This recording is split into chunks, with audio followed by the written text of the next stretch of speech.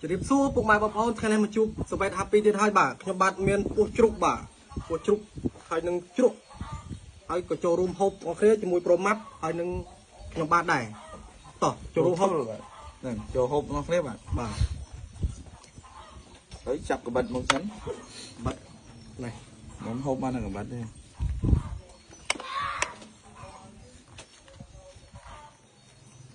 em tới mai em tới đó thôi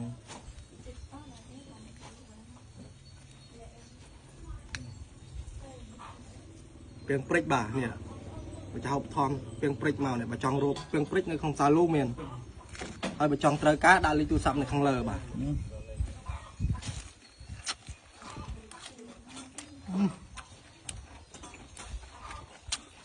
sợ sâu rồi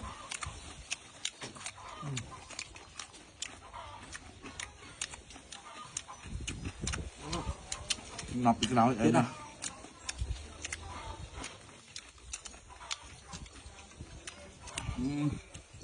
vì ô muốn ba chút này buộc chút đòn chỉ là lại sáng nè chỉ mùi được bèn đòn anh đi chút cái chút comment lụa đẻ nơi salon này để lụa cái chút ra mà kìa ngành Chết mà giang đã máu em Chết này từ lúc đây bọn em thòm đà này mưa xạ này mùi mà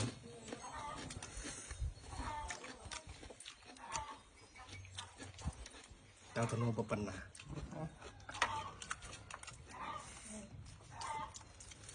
đập cái mùi sữa đây còn đâu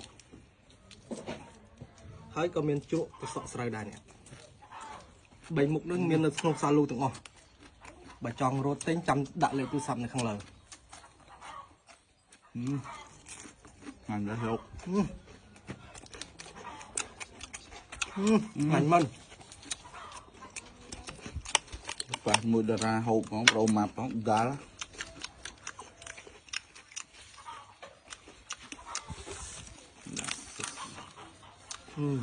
ngành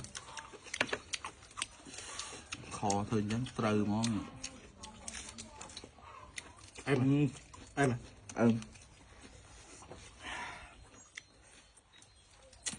trong lượt ngay tôi nộp này một triệu về tròn tới tập piang prick công chào rồi sao rồi đời càng piang prick cùng rau bàn hộp á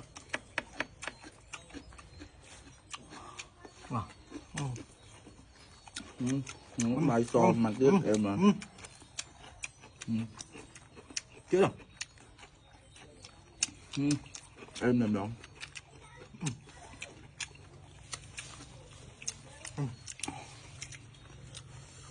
trộm mà thơm hôm mỗi mà em đâu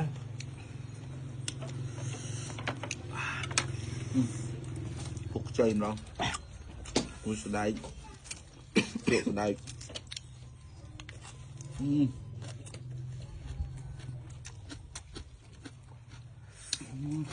còn nữa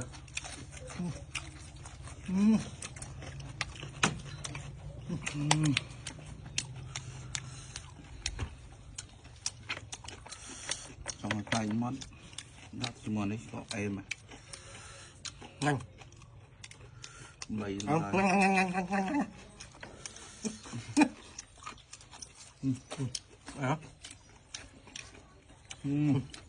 chưa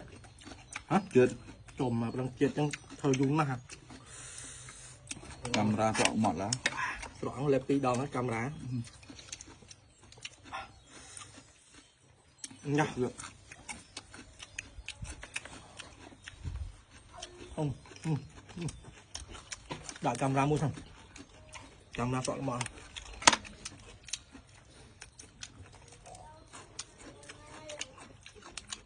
camera hell và hell cho mơ camera nhắm tới đến cờ vậy ôi nè bà chết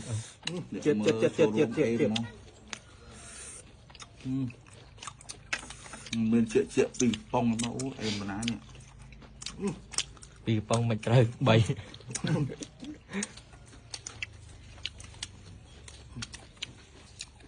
Luộc thì gì máu. Luộc cái là bấy mà hộp phải chuột tới ở ngay nha.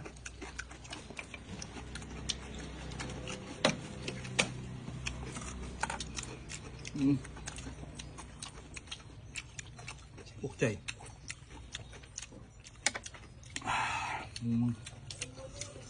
Bài sò lên mà tịnh máu. Này bạn nào.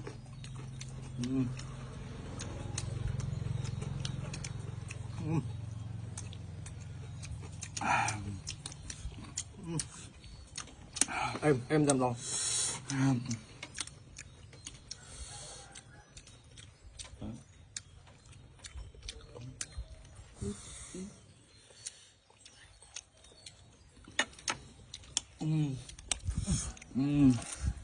Êm mà. Ôi. Êm thôi. Sợ phải đờ thì phải đờ nhỉ. Xả mờ. Tem đâu mới trong đằng nữa.